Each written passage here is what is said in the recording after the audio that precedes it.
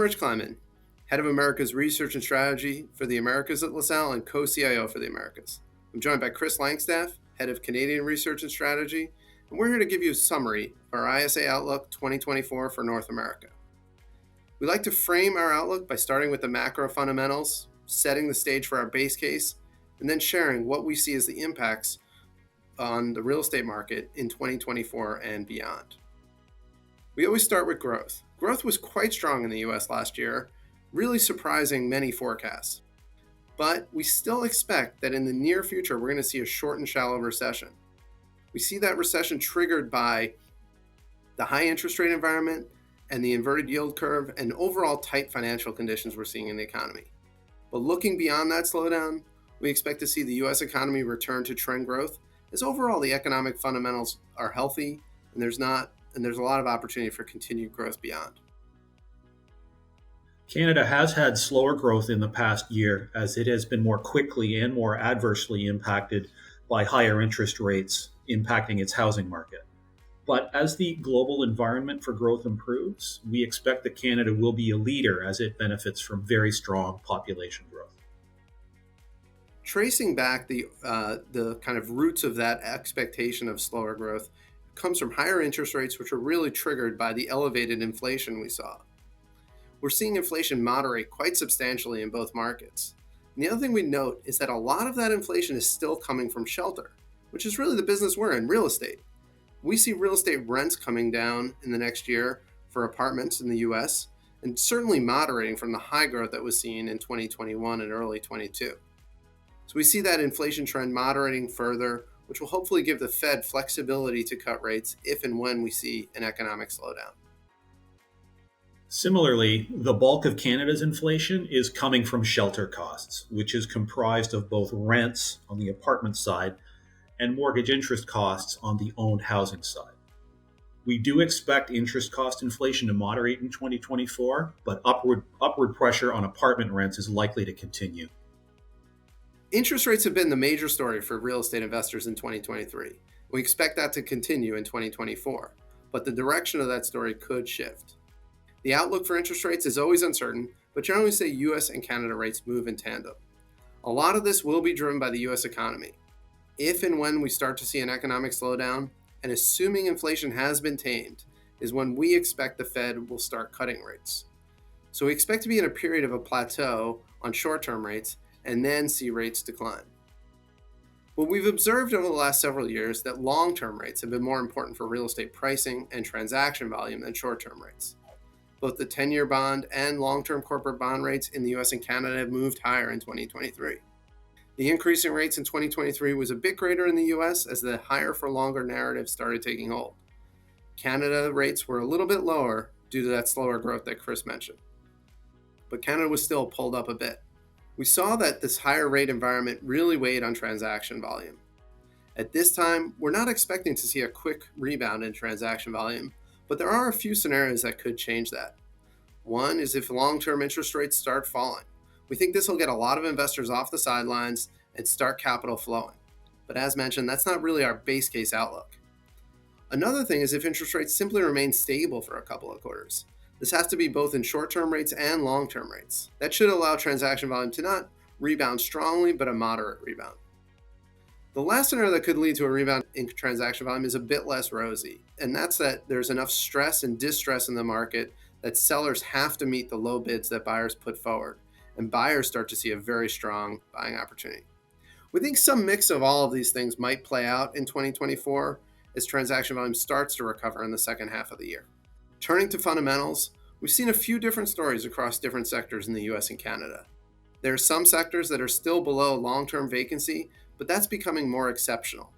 You can see that retail is below long-term vacancy in the US and is trending that way in Canada.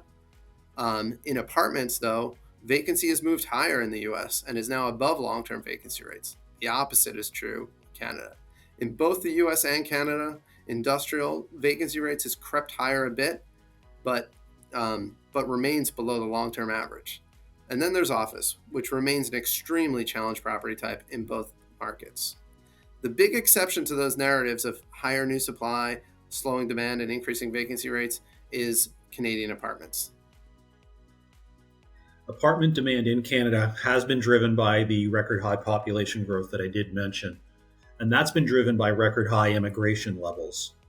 Now, despite new supply of apartments increasing, it has actually been insufficient to keep up with population growth. And part of the reason is because developers who want to build new supply are also challenged by the higher interest rate environment that we've discussed, as well as elevated construction costs that have made it difficult for some of the planned projects to pencil out. And that new supply story really is going to be a dominant narrative in real estate markets in 2024. We see elevated new construction coming through in 23. We expect that will continue in 24 in some segments of the market. But then we expect construction to come down a lot. Office has very limited new construction, consistent with the fundamentals, and retail also has very low levels of construction, which is consistent with really the decade of stress that's been put on that market by e-commerce. We believe that new supply, as it falls, is going to set the stage for a pretty robust rebound in the market beyond 2024. We're already seeing that the decline in new supply is showing up through reduced construction. The economics of development are generally unattractive right now compared to buying stabilized property. There's an ability to buy below replacement costs for the first time in several years, and that makes development really a much less attractive proposition. As demand recovers, the lower levels of new supply is going to allow markets to tighten. In time, we expect that new construction will be required in many segments. The question is, how does that happen? If interest rates fall significantly, that would help, both by making financing cheaper and raising the value of completed projects. But that would change a lot of dynamics around our outlook for the market. Short of that, we believe rents might have to rise substantially to justify new construction in some high growth segments of the market. This is probably the underlying bull case for real estate over the next 5 years. We have noted that residential new supply in Canada has been increasing, but it needs to rise further to meet population growth.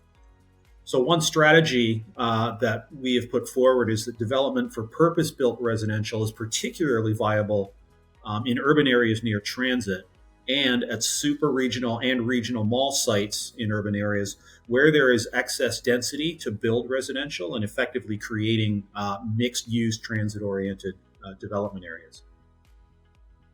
And if we shift to the best performing sectors, looking at sector performance by property type, we see that in both the US and Canada, industrial has been the best performer for the last several years when we look at it on a trailing annual return basis by quarter. But we expect this trend to end soon, as recent quarterly returns for residential and even retail suggest those sectors will soon pull ahead of industrial. Retail has in fact been the best performer in the US over the last 2 quarters on a trailing year basis, despite the total returns being modestly negative. But in Canada, both residential and retail have been least impacted by upward yield movements in 2023, and we expect both of those property types to pull ahead of industrial in total returns in the coming quarters. Turning to office, the struggles of the office markets in Canada and especially the US are well documented. As we move multiple years past the initial shock of the pandemic and the widespread adoption of working from home, we really start to see the remote working dynamics showing up in the data. In both the US and Canada, we've seen decent, if not spectacular, growth in office using employment. Meanwhile, we've seen occupied space decline, which really points to something being fundamentally broken in the office market. That broken thing is that employers are able to hire more people and grow while shrinking their office footprint as more employee time is spent at home. Looking ahead, eventually firms will be done resizing their footprint to new levels of working from home. In fact, a recent estimate from Newmark of larger leases was that only 20% of those pre-pandemic large leases have rolled. This indicates a long way to go in terms of employers resizing their space. So in time, we see that the growth in office jobs will start to pull up occupied space again, but we see that is still several years away. Chris earlier mentioned the strong population growth that Canada is seeing driven by immigration. US has its own migration trends that have led to stronger growth in some markets like Florida, Texas, and the Carolinas. Those have become the darlings of investors as they've sought out high growth markets to invest in. But the narrative in the US is often, people are moving from the colder, less nice weather in the northern tier to the more attractive weather in the southern tier of the US. Chris, where are the highest growing areas in Canada, and how does that contribute to the real estate market?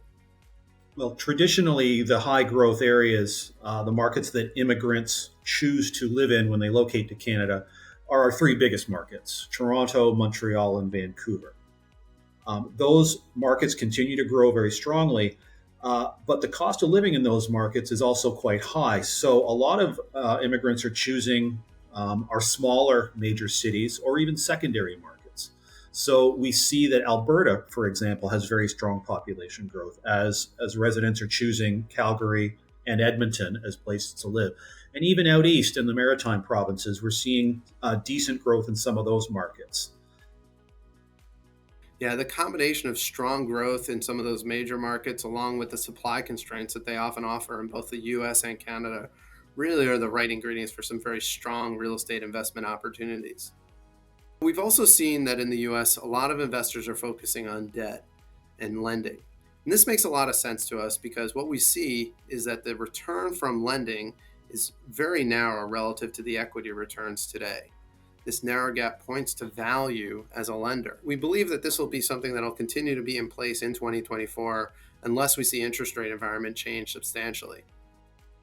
Of course, real estate credit doesn't offer the same overall return profile as equity, but at the current time, increasing that allocation to credit does make sense to us. The last section of our ISA Outlook report is looking forward, summarizing some of the key expectations we have for the coming year. One is that interest rates will be a more significant driver of real estate performance than economic growth. We think that if interest rates decline due to a slowing economy, that'll actually be a net benefit for real estate values, while higher for longer, in the case of both growth and interest rates, could be a little bit less positive for real estate values. We don't expect a meaningful recovery in transaction volume until the second half of 2024 at the earliest. I think the dynamics are still in place for a slow start to 2024. We see new supply weighing on the North American real estate market in 2024. But then, as we look beyond that, more limited new supply will set the stage for a solid recovery in many sectors. And the phrase many sectors could also be understood as everything except office. Office investment will be a high risk, high reward endeavor in the coming year. We do think that there will be some great deals that some people will do, but it's hard to predict which ones will be those big winners. And overall, we still don't see pricing as attractive in that space. Finally, cost basis will justify many acquisitions as stabilized assets trade below replacement cost. But we put a note of caution there that replacement costs can be a moving target based on changing construction costs, land costs, and financing costs. In Canada, we view the apartment and retail sectors as best positioned to benefit from continued strong population growth in Canada. And as Rich noted earlier, it's a bit of a surprise that retail is emerging as one of the better performers among the property sectors. But at least in the case of Canada, it is driven by good population growth. We've seen good recovery in sales levels and sales per square foot at some of the better quality super regional malls, certainly, and even open air centers. So we expect that sector to do fairly well. I'll reemphasize that opportunities to acquire urban retail with excess land for development is a strategy that investors should consider. Now, we've not discussed Canadian office very much, but we think it will remain challenged, as it will in the US, with some new supply in Toronto and Vancouver still to be completed in 2024. And although the return to office trend is gradually improving, net new demand for space still remains subdued as tenants' space utilization needs continue to evolve. And then industrial has come off the boil, so to speak, to borrow a phrase from our global outlook, but availability will remain below long-term average for at least the next 2 years. So we thank you for your time. Keep a lookout for our ISA publications, including the ISA Outlook sections, and we hope you continue to watch and read.